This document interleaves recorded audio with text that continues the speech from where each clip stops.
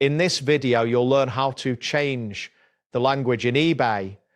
By following these steps, you will be able to navigate the platform in your preferred language, enhancing your overall experience while using the site. Start by signing into your eBay account using either the website or the mobile app. Once you've successfully logged in, look for your profile icon or the account settings option, typically found in the top right corner of the screen. Clicking on this will take you to your account settings page, where you can manage personal preferences and display options. Within the account settings, locate the section that pertains to regional preferences or site preferences.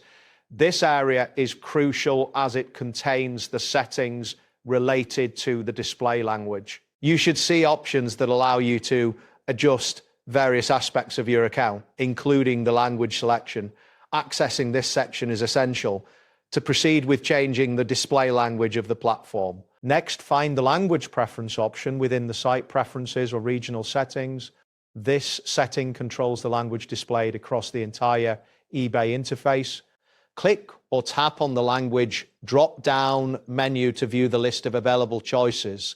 Keep in mind that the languages displayed may vary depending on the region of the eBay website you are currently using. Select your preferred language from the list presented in the drop-down menu.